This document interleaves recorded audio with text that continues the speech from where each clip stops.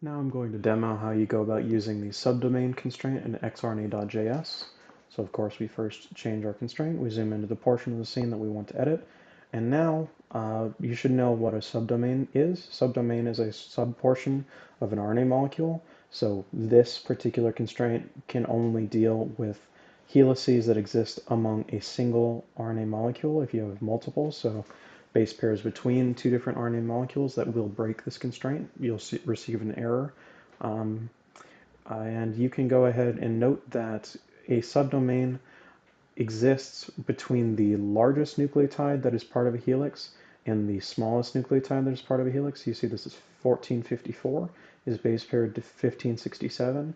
If every single nucleotide between those two values is part of this RNA molecule, and it is not, of course it's part of that RNA molecule, but it's not base paired to a different RNA molecule, then this is a valid subdomain. So we can go ahead and click and drag this. So we're dragging it as a single entity. We can, of course, open up the edit menu, and we can see that these positions are here, and we can change them. We can reorient, we can scale, we can flip, and we can recolor, and we can change the font if we like.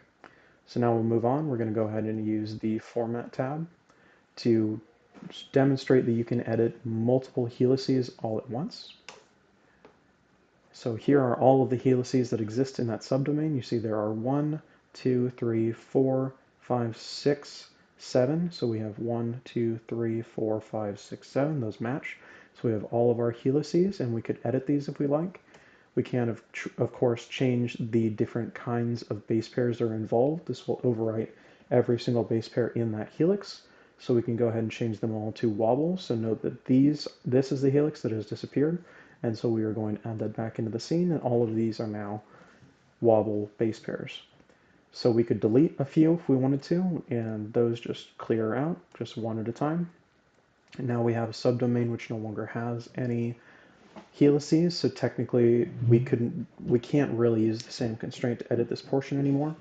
But let's go ahead and look at a different portion of the scene. So note that this is another valid subdomain here, and so if we go ahead and select both the largest nucleotide index and lowest nucleotide index with this middle mouse button, we have, sorry, technically that was a single base pair because only two nucleotides were moused over with the middle mouse button, but if we select more than that, you can see that this is technically a valid subdomain, so that's another way to select a subdomain using the middle mouse drag, click and drag.